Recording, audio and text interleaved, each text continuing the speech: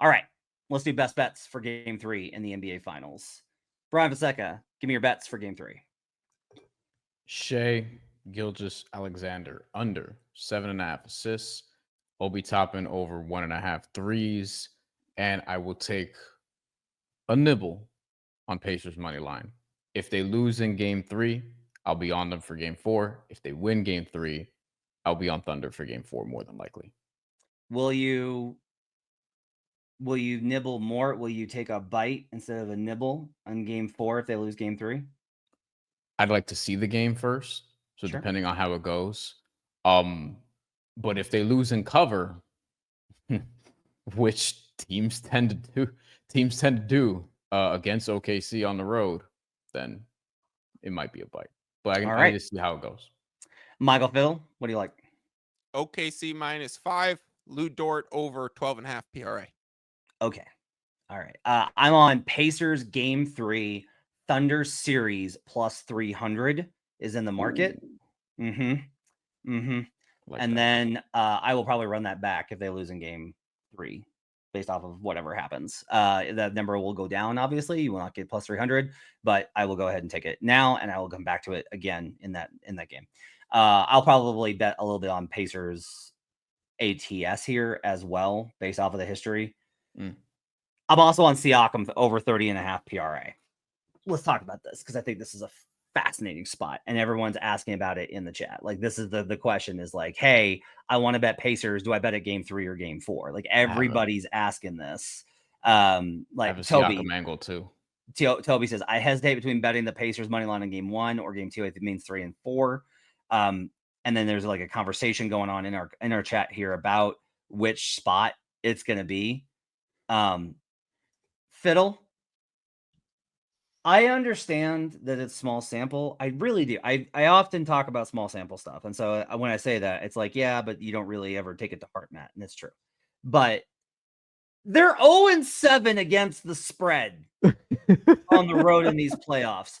How does that not scare the shit out of you?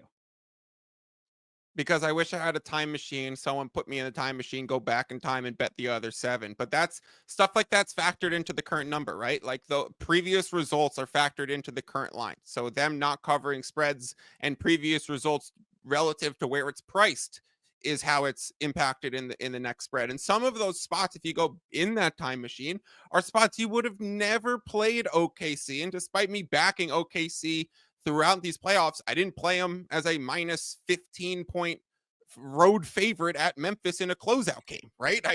There was no way. I wasn't playing them -7 at a closing line in Denver. So yeah, I play them on the money line and get really lucky one time when they were in Minnesota. As Bryan said, they won but didn't cover. Yes. And so I just think that those are, if you dilute each one, you would say, okay, it's not as serious as 0-7. And then you'd say 0-7 is also factored into this current line. So I think this is an OKC spot. I think it would have been one I would have stayed away if they were up 2-0 and priced at this number. But I think the 1-1, I think counter to what everyone else is thinking, oh my God, the Thunder are shook based on what happened to them in Game 1. Like, where's their mental? They are the most consistent mental group like that we might have ever seen. Like they are so headstrong. They are so consistent. Shout out to SGA. Everything I do is consistent, right? So they all seem like they were okay with what happened and they bounced back. And we saw it happen in Denver a few times and they bounced back. So it's not a concern for me moving forward. And I think they're clear and obvious better team. And there's Matt Mitchell rule. If you win, you cover. It hasn't been true for the Thunder.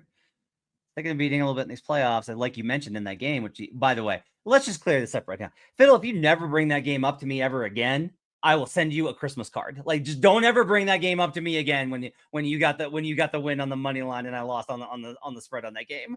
Absolute torture. Yeah, you asked me on the pregame show, why are you doing money line? And I was like, oh, it just literally has like 2 or 3 cents of extra value, and it was nothing else besides that. I built the chart because of that game. I have the chart now because of that game. God, that sucked. So here's one of the things I do think is interesting here. So let's go to Bryan, who likes Pacers. Thunder were closing -3 versus the Wolves in both game 3 and 4. So this is putting Pacers 2.5 points behind Minnesota. It's easy, I think, in retrospect to be like, that's preposterous. The Wolves couldn't even compete with them. And like, that's the point, right?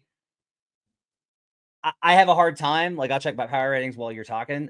That does not feel instinctively correct to me for a 6 seed even in the West. I get it, but for a 6 seed to be 2.5 points better than a 4 seed, that feels directionally incorrect to me, especially based off of the last 6 months of the season where the Wolves, I was like giving them out every week. I was like, hey, Wolves have got value here. They're top 5 offense, defense. Look at this, blah, blah, blah, blah, blah. But then like they never made the jump. It was just like they would go up and then down and then up and then down. I could never get that like burst from them to really cement themselves. And I think that cost them in the end. Fonseca, talk to me about like that part of the cap, but also just like between game 3 and game 4. I know it's like they're going to get one of them. What are the reasons why you do and do not like them in this spot in game 3 on the money line? Game 3 in particular. So it's a couple of what I mentioned earlier, a couple of things that I mentioned earlier. If the Thunder are starting to get points off turnovers, which is the big thing I think in the series that we haven't seen yet. That was a hell of a sneeze, Fiddle. God damn. Bless me, bless my bets. That distracted me. Get together. We're live, Fonseca. The people understand. Shout out to everybody watching. Thank you. As always, we'll get to your comments. I think with the Thunder, if they're going to get points off of turnovers now, I think that they can win this game, obviously, and because they're also just better. But having watched the Pacers very closely in the playoffs, I just don't think they're going to give up both of these. So to me, it's also coming down to a numbers play, Matt, where it's like, all right, you're giving me plus 185 on the money line for this game. I'm hoping it even goes to like 200 before tip off, but I don't know if we're going to get there. You're giving me plus 185 for this game. If they lose, you're probably going to give me plus 200 next game or something close or something similar, something in that range. So it's like, all right, if I could just take both tickets, and if I win the first one, great, then I'll just be on Thunder next game. I don't know how yet. I don't know if it's going to be spread or whatever. Like, we'll have to see. We'll have to actually watch the process of how we get there. But to me, if they lose this game, yeah, I'm going to come back on game 4 unless they get their ass whooped. And it's just what we probably more so expected from this series going into it. But Indy at home, I do think is going to have an advantage from the standpoint of, and this factors into my SGA prop, not to get ahead of myself, but like the shooting drop off for OKC home and road is significant. I don't think home court matters in terms of like directing the series in a dramatic way, but the shooting for OKC does take a big hit on the road. I do have the numbers here if you want them, or if you want me to save it for the SGA play, because it does factor into that. Let's wait on those for just a sec. Pacers are 0-3 in game 3s in these playoffs, but they were 0-3, or they were 3-0 in game 2s in these playoffs as well, and they lost. So like a good reminder of just like this, each game is its own thing, each series is its own thing. So I would not get caught up in those kind of spots. I also just think if you're up 2-0, you are incredibly due for a letdown. If you're up 2-0 on the road, you are amazingly due for a letdown at home. It's no surprise Bucks took game 3, Cavs took game 3, Knicks took game 3. Like that's their entire season. These teams are good enough to make the playoffs, and if they don't win a road game, it's over. They have to try and extend it. I was actually more impressed with Indy coming back in those game 4 spots than I was like shocked that the other team won on the road. And again, we talk about road, home road not being that important, which think about what I've said here. I've said like, oh yeah, home court's not nearly as important as it used to be. Oh, also the Thunder are 0-7 against the spread at home. Okay. Which is it, right? I'm going to bet game 3 Pacers. I especially like that game 3 Pacers Thunder series because I talked about this on the show with Brandon. He and Sean disagreed. They thought that the entire second half was garbage time and there was nothing to learn from it. I disagree. I've just done this for long enough that game 2 second half is where you will routinely see the adjustments from the underdog start to come into play. There were no adjustments when the Pacers didn't change their starting lineup in game 1. The Pacers didn't get outside of their game script in game 1. The Pacers didn't like throw some huge wrinkle. They didn't hit them with like a box in one zone. They didn't do any of that. They just played their game, made shots. Thunder didn't execute, stole the game. They didn't make adjustments in game. Now, second half of game 2, offensively, they made some adjustments. The defensive adjustments, I think, are coming in game 3. That's my question is like, does Carlisle think that he can get this game with momentum and shooting? Or does he think he needs to throw the kitchen sink now? Can he wait? Can he wait on the adjustments? Because the thing with 1-1 means you can wait till game 4. That if Carlisle looks at this and is like, look, if we can win game 3 with better shooting, they'll come back down to earth from game 3 or game 2. And we win that one, and then we throw the kitchen sink at him in game 4, we can be up 3-1 going back to OKC. And that's like a huge advantage. If you expect to be going back 2-2, do you make the adjustments in game 3? Like, I think game 3 is, how can I put this? This makes deductive sense, and everybody's kind of talking about it. Like, I expect the split, I just don't know which, right? Like, you'll still get a good price in game 4 if Indy loses game 3. You'll still get, like, do you agree with me on this, Fiddle? That if the Thunder win game 3 outright and cover, they're not going to move it down. They're not going to anticipate the bounce back spot for Indy and open this at like 3.5 again, do you think? Right? Not 3.5, but I wouldn't be surprised if it opens right at the number that it closes, or this 5.5, and then we do see a little Indy sentiment. I do think it is going to be a zigzag. Like, I think if Thunder lose, we're looking at Thunder -7, right? And I think and that's why Brian's like, I'll see if I do spread or money line if I want to come back in on the Thunder. If it's the spread is going to be hard to play the same way playing 11.5 was in game 2 once it was hiked up with the premium. So there is that zigzag factor to it. So, but I do think it'll open back up right at this number, which goes back to the opening numbers are sharper than ever. And then it's the moves that are kind of opinion and subjective based into the market. In the comments, somebody asked, what are the adjustments in terms of the offense? I will give you like a 30-second spiel on X's and O's. They ran way more dribble handoffs with Tyrese. So pick and roll versus the Thunder is basically a root canal. It is excruciating.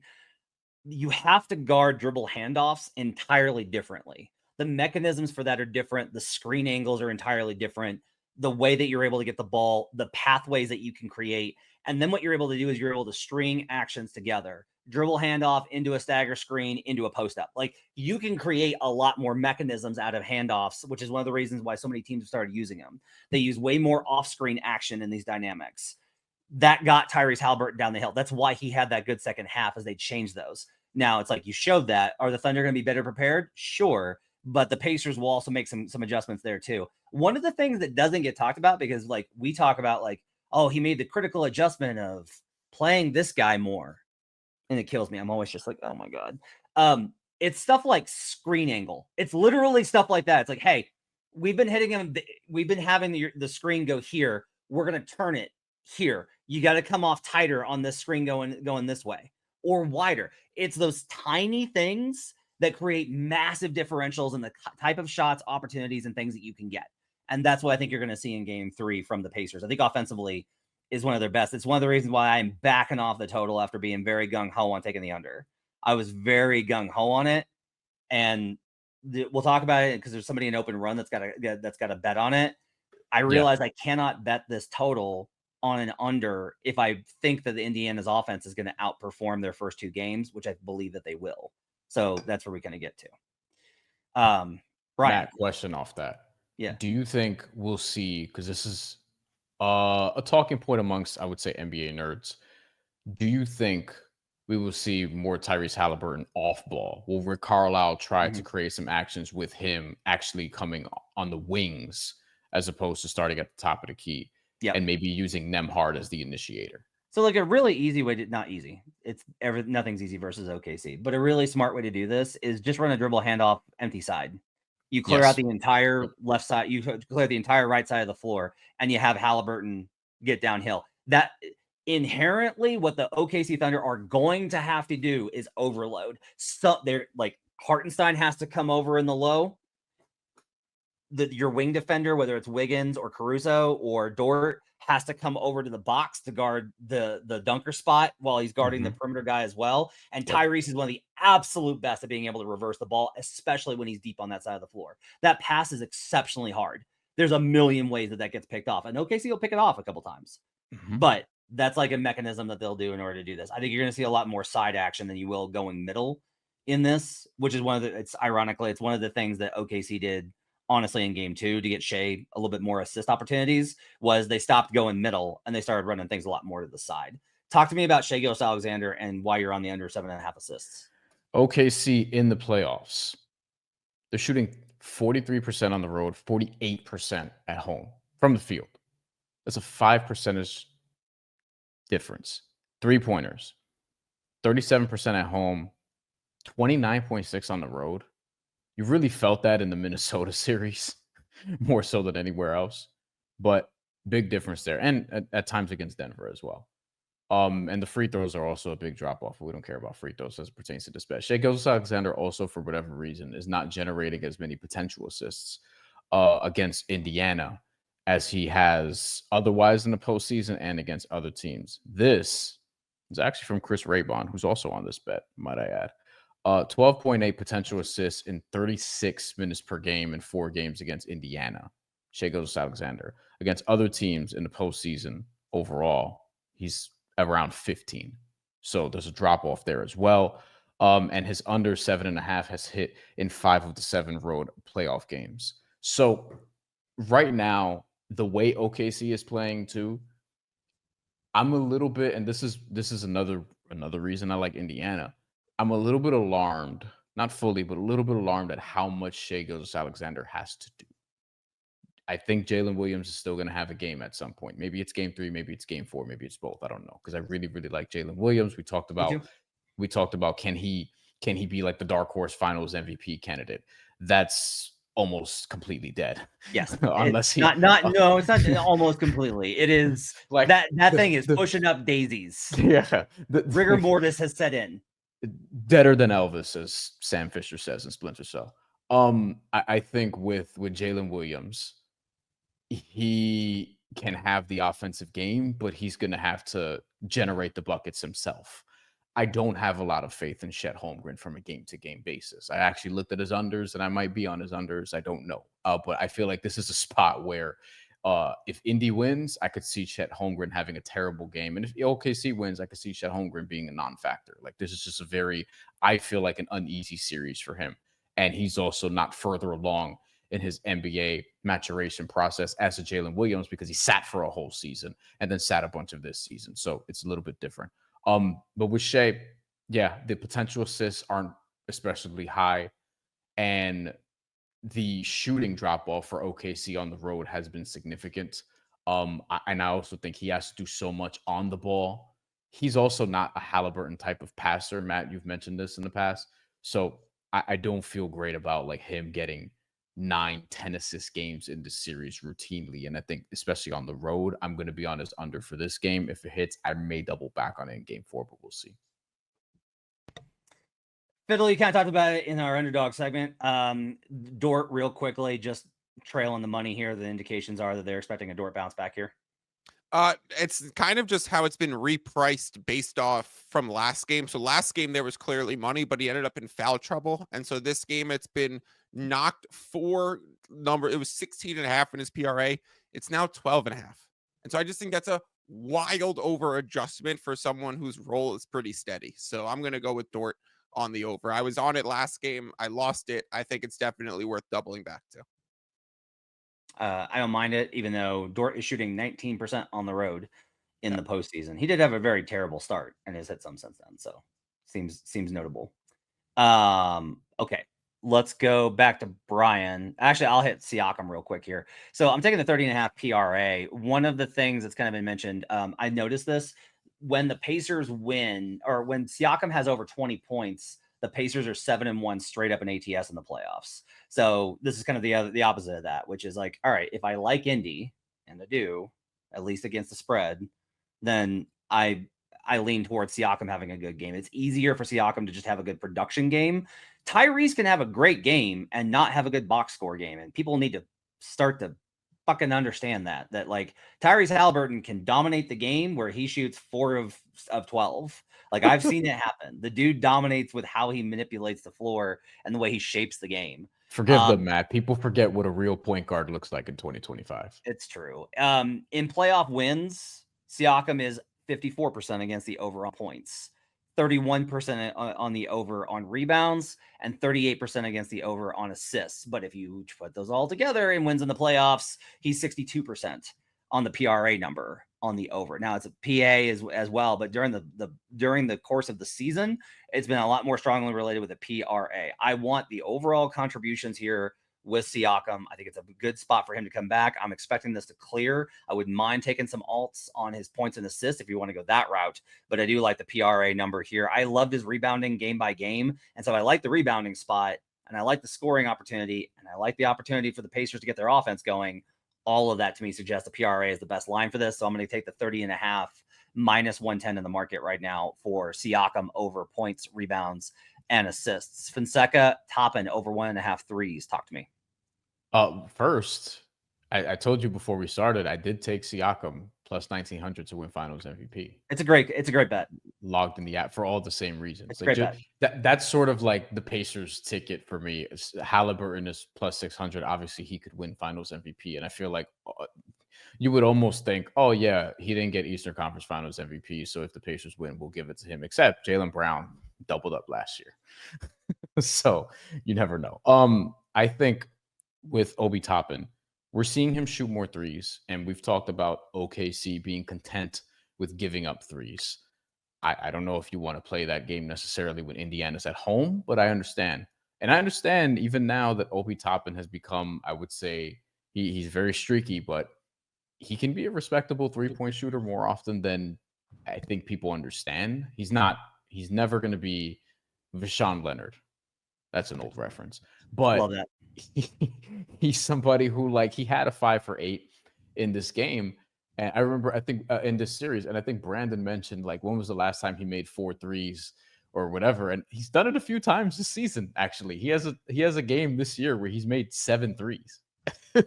Obi Toppin, who, we know him for his athleticism, but he had 7 threes in Minnesota against the Timberwolves in an overtime victory in March, not even that long ago. So he has 6 times this season made 4 more threes, but we only need him to go over 1.5. And these are his attempts the last 4 games, 5 and 8. That's this series, 4 and 4 in the last 2 games against the Knicks.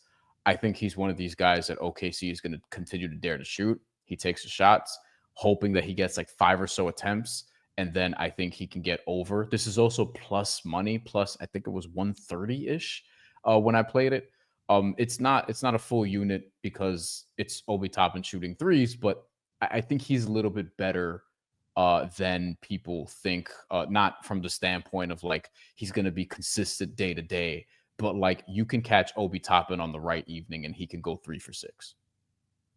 I like it. I like Toppin a lot in the series. The more I've watched it, so we'll see how this goes. I think I'll probably tail Bryan Fonseca on this bet as well. No offense, Fiddle. I like Toppin a little bit more as a shooter at home than 19% Lou Dort on the we're gonna do the Tommy John ballsy parlay. Fiddle's picks today are ballsy. It is Thunder minus 5.5 and Lou Dort overs. Like, just that is a ballsy card from Michael Fiddle today. Speaking of that, let's talk about the Tommy John ballsy parlay. Last call, by the way, for open run. If you've got bets for game 3 that you want to talk about, get them into the chat here at youtube.com/the Action Network. Our Tommy John ballsy parlay, 30 plus points for Shai Gilgeous-Alexander. Not very ballsy. He does this literally every game. I took the alt on here. He's just got to get the 30. The dude will get the 30 no matter what has to happen. Even if they get trucked, Shai somehow is going to score 30 points in this game. 2+ Lou Dort threes, because if I think it's pretty ballsy for Fiddle to be doing this, we got to throw it into the parlay. 1+ Benedict Mathurin threes, because I asked the guys for, if this is going to be, let's give a Thunder parlay because that's the ballsiest take here, even though they're the favorite. 1+ Mathurin threes. We got killed on Mathurin stuff in game 2, even though it was a dominant Thunder win, because it didn't get to be enough of a blowout for Mathurin to score. He's had a hard time scoring, but I do think the spacing will be better, and he'll get more 3-point attempts and makes in this game. 1+ Mathurin 3 and Thunder on the money line. Don't have to worry about the spread. It could be a close game. One thing that I think is very important to understand is like OKC has not been bad in the clutch in the playoffs. It's just not, they're not dominant in the clutch. This is not a dominant clutch team. They're not a bad clutch team. They're just like average. Like they're an average clutch team in the playoffs. They think they're probably a little bit better than they probably are. Like game 1, I think kind of showed that they were a little bit too much like, we figured it out how to play clutch time versus the Nuggets. And then they were like, oh God, the Pacers can actually shoot. Unlike the Nuggets who have Russell Westbrook and MPJ with one arm. That parlay, 30+ SGA points, 2+ Lu Dort 3s, 1+ Mathurin 3s, Thunder money line, +405 is your 4-leg ballsy parlay. Let's do a little open run here before we get out of here. So this is the one I want to talk about. GCB 4180 says, hey guys, I took Pacers team total over 11.5 and Pascal over 18.5. I assume that's probably rebounds. No, points and assists. Any points? I think that's just points. I think that's, yeah, I was going to say that might just be points. Yeah, it should be just points. I'm bad. My bad. But anyway, take the team total over 111.5. Fiddle, do you feel like there's more value on the over or specifically on Pacers team total over 111.5? I'm looking it up right now. I would probably say the full game over. You can look and I'll talk. I have it up right now. I would say the full game over. I would prefer to play. If you could get 228, then I would prefer that over 111.5. If you're looking at 228.5, I would say even or. But I do like the Pascal Siakam play. I think I missed good numbers on that myself. Depending on the vig that he has, I do think that's a decent grab. Okay. Over 111.5. I do think Indiana is probably their offense. I think probably regresses the most in this game. Fonseca, do you have thoughts on that? That's a Pacers script. I feel like if it's they haven't gotten over 111.5 this series yet. In the game that they won, they got 111 exact. If you're of the mindset that the Pacers defense is well behind as the worst unit, like Brandon Anderson is, if you're of that mindset, then just play the team total over here and don't worry about like you can still get Thunder here. I would agree that I'm kind of like if they score over 111.5, they're probably winning this game. Yeah, I like the Siakam one. I like the Siakam one especially. Yeah, Bruce Slade, he got a good number on that because Slade says he's got the over 19.5 points, Halliburton over 2.5 threes, and Chet under 24.5 PRA. I don't want to touch the Chet stuff. I don't really know what to do with Chet. I don't really know. Like, I don't know what to expect from him here. I just think he's too young to have like a consistent. I don't know what to expect from him. Sometimes he's either gonna. No, I was gonna say he's either gonna get 10-4 or 17-11. Yeah, so. I have no idea. Halliburton over 2.5 threes, a little bit worrisome because I think they might just start switching a lot. Now I talked about the handoff stuff. He'll shoot behind those handoffs. Yep. And you might get there on those. But 2.5 does feel like a lot just for how good OKC defense is. Question about the threes though, Matt. Do you think there's a world where the handoffs actually lead to a lot of 17-foot mid-range shots that he's going to pull up and that OKC might give him? Or do you think he'll be more content with like, all right, let me actually step back and get to sidestep and get to my three-pointer from like 26, 27 feet? I think they're going to try and get him in quicker action so it's less dribble stuff. I think they're going to try and get him in quicker actions is what I think. Get the ball out of his hands. Yeah. Yeah. I agree. Phil, I want to ask you about this. Mark Crossan says, I really want to take Indiana money line game 3 and then take OKC ATS game 4. Let's say you're wrong and the Pacers win this game. It can totally happen. Thunder can cover. Sports is sports. The universe contains multitudes. If that happens, you kind of mentioned that you would expect them to open at the closing number and then to move back. That was if OKC won. If Indy wins, do you think the bounce back number, do you think that number opens higher for OKC? My question is, if you like this script of Indy game 3, Thunder game 4, you probably need to be watching at the end of game 3 to get on that number right when it opens, right? Correct. Yeah. If it doesn't open up at 6.5, then I would say if OKC loses game 3 and you get 5.5 or 6, then you should play OKC against the spread in game 4 right away. If not, let the market mature a little bit and wait. And if you if Indy loses game 3, this is an interesting one. If Indy loses game 3, you said there would probably be immediate movement towards the zigzag spot, but does that late money come back in on OKC and push it back up? Probably. So if you want to bet, it becomes a matter of like, maybe it opens at let's say it opens at 5.5 or 6, right? Right. And then that money pushes it down to 4.5, and then late money pushes it back to 5.5 minus 105, right? So then you would, in those spots, I would say it's a really sharp game. The best tickets, the only really good tickets to have are Indy +6 or OKC -4.5. Smart stuff. That's Bryan Fonseca, Bryan Fonseca NY on Twitter. You can catch him at his YouTube page at Bryan Fonseca. Michael Fiddle is on Twitter at Fiddle's Picks, hosts a daily show run down the market. You can catch that as well as on the Advantage Sports Betting podcast. Thanks for joining us. See us tomorrow at 6:30 Eastern. No show tomorrow during the day. 6:30 Eastern. We will do our pregame live show. Chris Raybon, Jill Gallant, Kyle Murray before game 3 of the NBA Finals. My thanks to David Payne and Gifford Gould for their help with production. We'll see you guys again next time. Till then, let's get bucket.